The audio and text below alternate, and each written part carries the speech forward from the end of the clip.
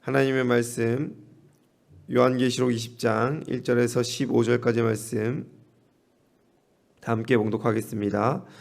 또 내가 보매 천사가 무저갱의 열쇠와 큰 쇠사슬을 그의 손에 가지고 하늘로부터 내려와서 용을 잡으니 곧 옛 뱀이요 마귀요 사탄이라 잡아서 1000년 동안 결박하여 무저갱에 던져 넣어 잠그고 그 위에 임봉하여 1000년이 차도록 다시는 만국을 미혹하지 못하게 하였는데 그 후에는 반드시 잠깐 노일이라. 또 내가 보좌들을 보니 거기에 앉은 자들이 있어 심판하는 권세를 받았더라. 또 내가 보니 예수를 증언함과 하나님의 말씀 때문에 목배임을 당한 자들의 영혼들과 또 짐승과 그의 우상들에게 경배하지 아니하고 그들의 이마와 손에 그의 표를 받지 아니한 자들이 살아서 그리스도와 더불어 1000년 동안 왕노릇하니 그 나머지 죽은 자들은 그 1000년이 차기까지 살지 못하더라. 이는 첫째 부활이라. 이 첫째 부활에 참여하는 자들은 복이 있고 거룩하도다. 둘째 사망이 그들을 다스리는 권세가 없고 도리어 그들이 하나님과 그리스도의 제사장이 되어 1000년 동안 그리스도와 더불어 왕노릇하리라. 1000년이 참에 사탄이 그 옥에 놓여 나와서 땅의 사방 백성 곧 곡과 마곡을 미혹하고 모아 싸움을 붙이리니 그 수가 바다의 모래 같으리라. 그들이 지면에 널리 퍼져 성도들의 진과 사랑하는 성을 뚫음에 하늘에서 불이 내려와 그들을 태워버리고 또 그들을 미혹하는 마귀와 불과 유황 못에 던져지니 거기는 그 짐승과 거짓 선지자도 있어 세세토록 밤낮 괴로움을 받으리라. 또 내가 크고 흰 보좌와 그 위에 앉으신 이를 보니 땅과 하늘이 그 앞에서 피하여 간데 없더라. 또 내가 보니 죽은 자들이 큰 자나 작은 자나 그 보좌 앞에 서 있는데 책들이 펴 있고 또 다른 책들이 펴졌으니 곧 생명책이라. 죽은 자들이 자기 행위를 따라 책들에 기록된 대로 심판을 받으니 바다가 그 가운데서 죽은 자들을 내주고 또 사망과 음부도 그 가운데서 죽은 자들을 내주매 각 사람이 자기의 행위대로 심판을 받고 사망과 음부도 불못에 던지리니 이것이 둘째 사망 곧 불못이라. 누구든지 생명책에 기록되지 못한 자는 불못에 던져지더라. 아멘.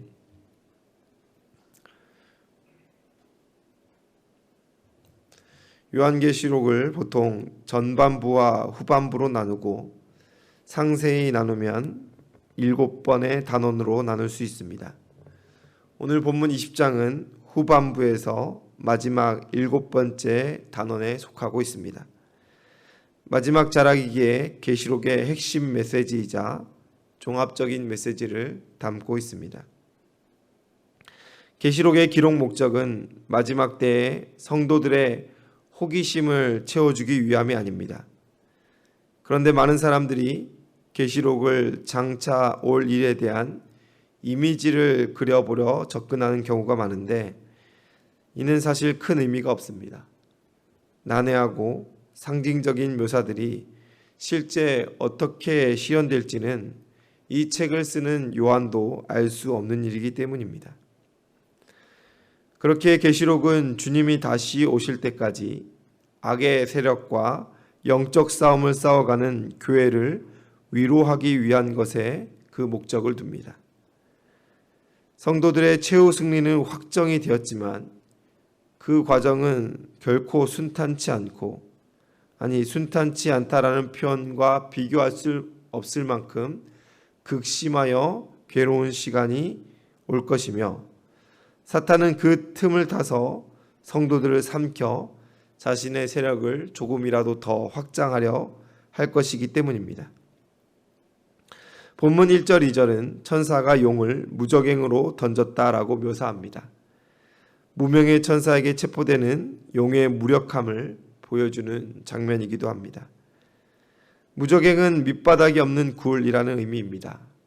이 장면은 계시록 12장에서 하늘로부터 내쫓겼다, 붉은 용이 하늘로부터 내쫓겼다는 장면과 동일한 것으로 보는 것이 좋습니다.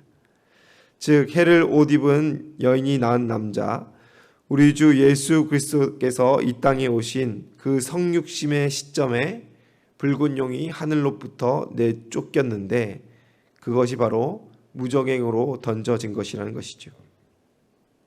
예수님은 이 땅의 주인이십니다. 그러니 주인 행세를 하던 붉은 영이 쫓겨나가는 것은 어떻게 보면 너무 당연한 것이지요. 이에 본문은 그가 무저갱으로 던짐을 당하고 그뿐만 아니라 그곳을 열쇠로 잠그고 그 위에 임봉까지 하였다라고 기록하고 있습니다. 실제 예수님께서 이 땅에 오셔서 사역을 하실 때 바리새인들은 예수님이 사탄의 힘으로 악령을 내쫓는다라고 비방하였는데 그때 예수님은 말씀하시기를 사람이 먼저 강한 자를 결박하지 않고서야 어떻게 그 강한 자의 집에 들어가 그 세간을 강탈하겠느냐. 결박한 후에야 그 집을 강탈하리라 라고 말씀하시므로 자신이 이 땅에 오시는 그 순간 사탄은 결박당했고 힘을 잃었으며 내쫓겼다라는 것을 우회적으로 우리에게 알려주고 있습니다. 좀 더 정확한 시점, 즉 용이 무저갱에 던지우는 시점은 바로 십자가 사건이라고 할 수 있겠습니다.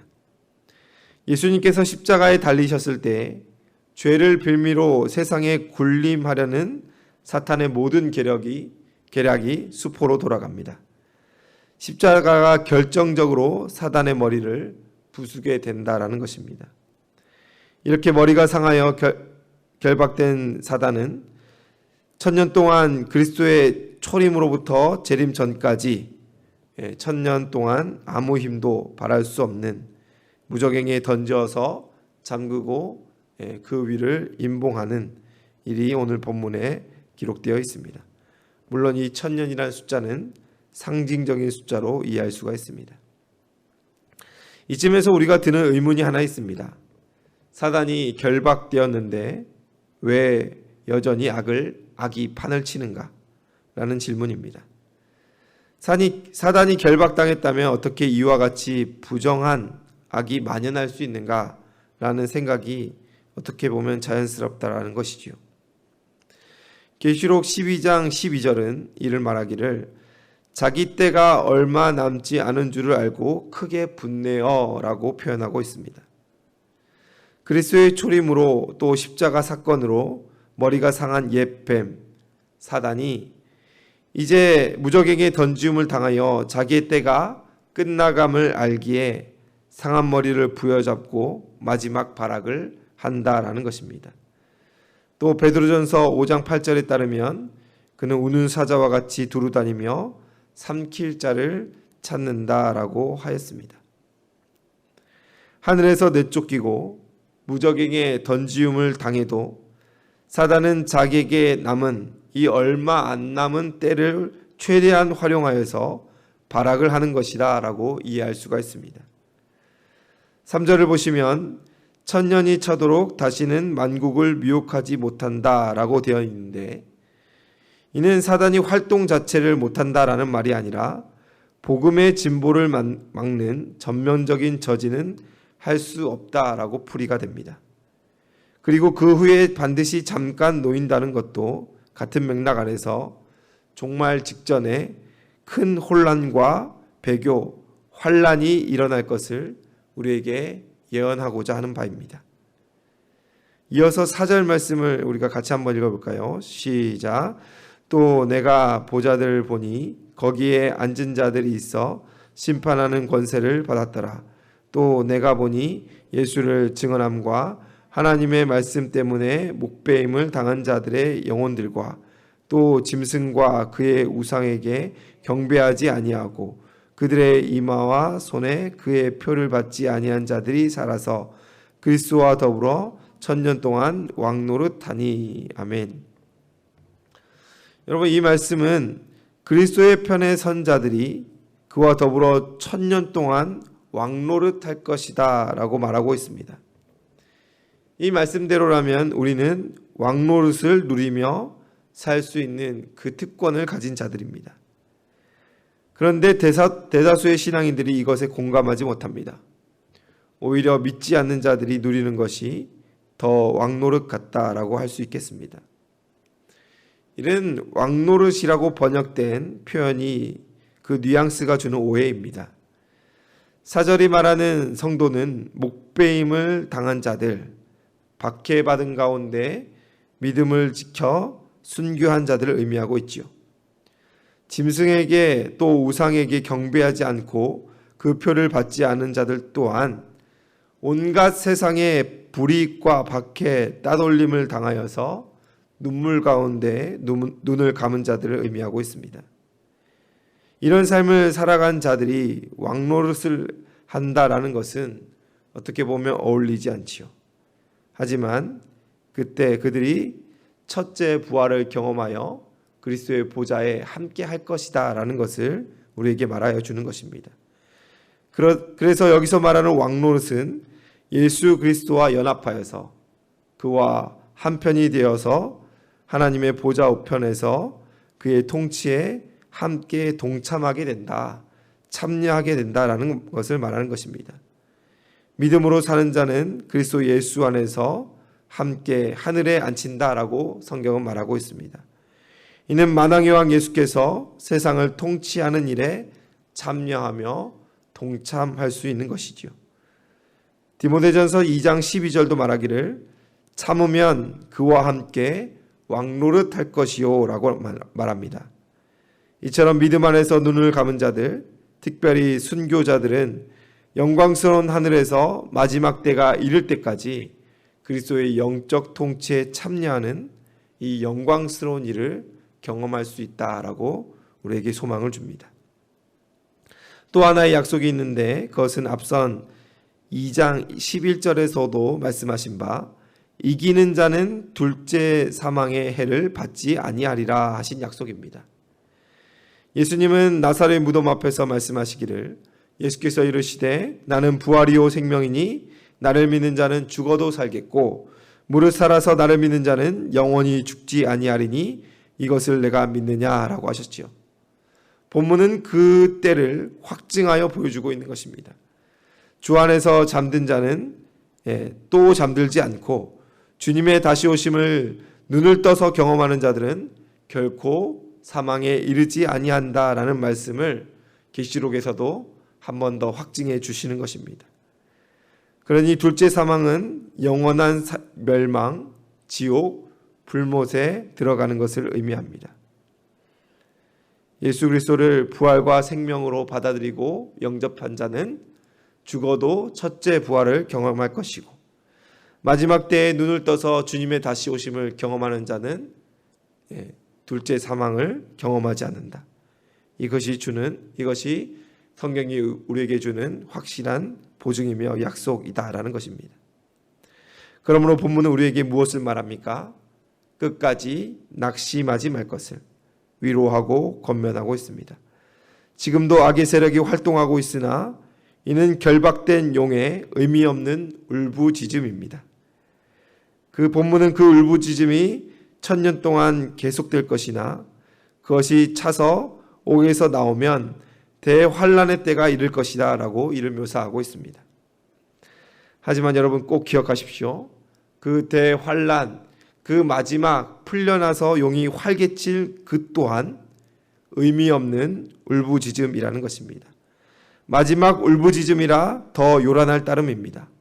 하나님께서 곧 개입하셔서 용을 우리 발 아래 두실 것을 믿어 의심치 마시기를 주님의 이름으로 축원합니다. 오늘 기도하실 때 최후 승리를 얻기까지 영적으로 더욱 무장되는 저와 여러분 되기를 소원합니다.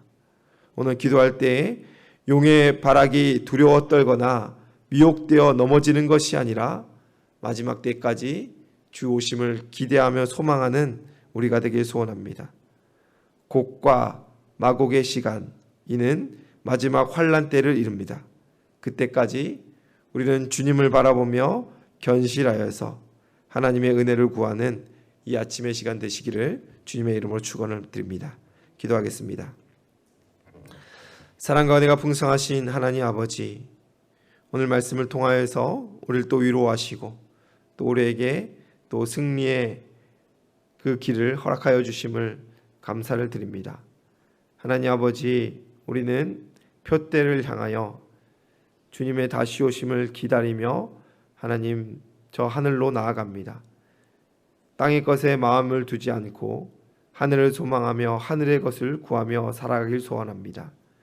하지만 저 무적행에 던져진 용이 옛 뱀 사탄이라고도 하는 그 세력이 우는 사자와 같이 우리를 삼키려 한다였습니다. 때로는 달콤한 말로 우리를 유혹하고 때로는 두려움으로 우리에게 다가와 하나님을 믿는 신앙을 하나님 무너뜨리려 할 때마다 주님 우리와 함께하여 주시고 우리의 손 잡아주시고 주의 날개 아래 거하게 하여 주시옵소서. 하나님, 우리는 마지막 때에 흰 옷을 입고 주를 맞이할 자가 되길 원합니다. 하나님, 그리하여서 하나님의 거룩한 그 영광에 참여하길 소원하오니 하나님 우리에게 끝까지 견실할 수 있는 믿음 위에 믿음을 더하여 주시옵소서.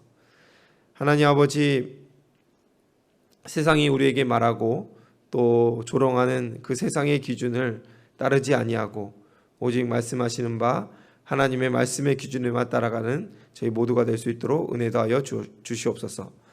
이 아침에 주님 앞에 나와 주님의 은혜를 구하는 자들이 있습니다. 기도할 때 찾아와 주시고 마음의 이야기와 또 삶의 이야기들 세밀하게 살펴주셔서 하나님께서 채우시고 돌보시고 살아 역사하심을 경험하는 이 아침의 시간 되기를 주님의 이름으로 소원합니다. 하나님, 오늘 이 기도의 시간에 하나님의 임재를 경험하는 저희 모두 될 수 있도록 도와주시옵소서. 감사드리며 예수님의 이름으로 기도드리옵나이다. 아멘.